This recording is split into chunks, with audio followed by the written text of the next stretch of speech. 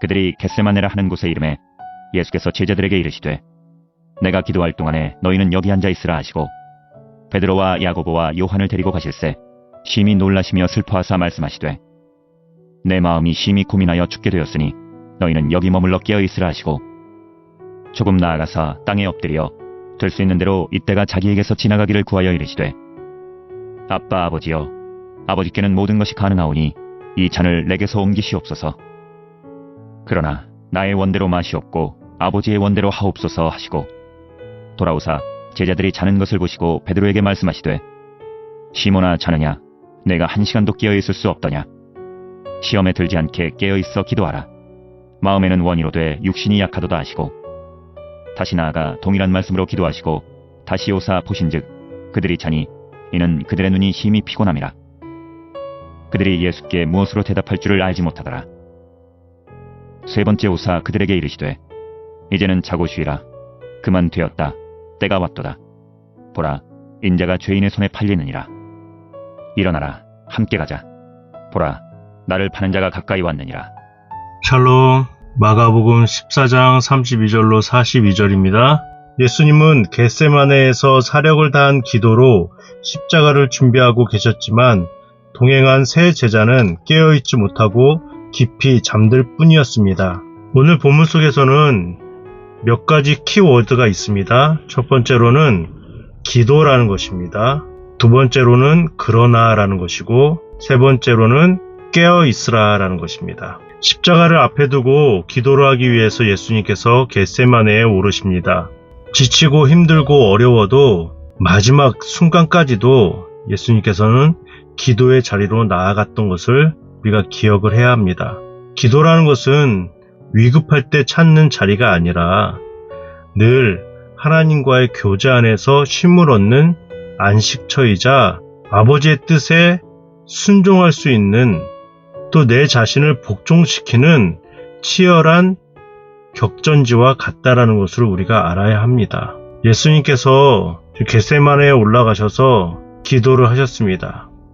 36절에 이르시되 아빠 아버지여 아버지께는 모든 것이 가능합니다. 이 잔을 내게서 옮기시옵소서라는 기도했습니다.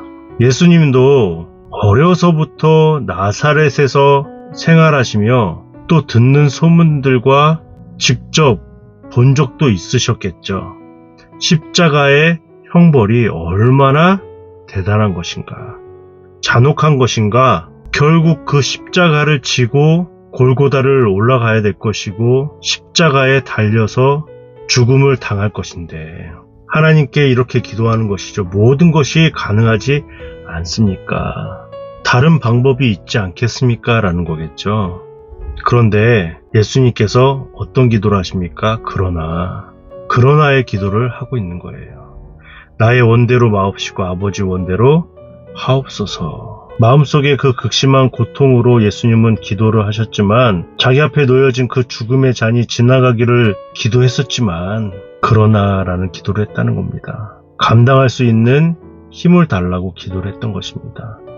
감당할 수 있는 힘이라는 것은 아버지의 원대로 하옵소서라는 그러나의 기도를 할 수 있었다라는 사실입니다. 저와 여러분도 그러나의 기도를 했으면 좋겠어요. 쉽지 않습니다. 어렵습니다. 대부분 하나님께서 모든 것이 가능하오니 이렇게 해주시고 저렇게 해달라는 기도였을 것인데 그러나의 기도로 나아갈 때 하나님의 뜻을 깨달아 알 수 있다는 것입니다. 예수님께서는 지금 사력을 다해서 기도하셨는데 제자들은 어떻게 합니까? 깨어있으라라고 했는데도 불구하고 깨어있지 못하고 자고 있어요. 그들의 눈이 심히 피곤함이라. 예수님께서 세 번째 오사 그들에게 말합니다. 이제는 자고 쉬어라.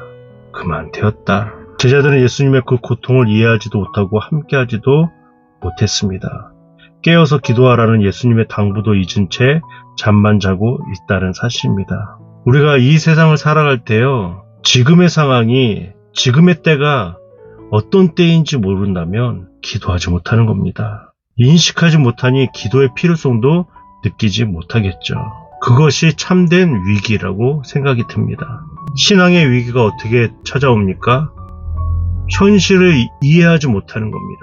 영적으로 깨달음이 없으니 그냥 세상의 사람들이 살아가는 방식대로 그렇게 살아가니 기도할 이유가 없어지는 것이죠. 오늘 우리는 급습해오는 밤의 어둠에 삼켜지지 않기 위해서 깨어서 기도해야 합니다. 사실 오늘 본문 말씀을 통하여서 내 자신에게 적용한다는 것은 죄송스럽죠. 깨어 기도하지 못하는 내 자신에 집중하는 것이 아니라 예수님께서 하시는 그러나 그 기도에 우리 집중해야 합니다. 예수님께서는 죽음을 앞두고도 하나님의 뜻을 따랐다는 거예요. 우리가 그런 삶을 살아가야 될 줄 믿습니다. 월요일 마음도 몸도 무거울 수 있겠지만 새 생명 주시는 그 예수 그리스도의 사랑과 은혜를 기억하며 오늘 하루 승리하시는 저와 여러분 되시길 주님의 이름으로 부탁드리고 축복합니다.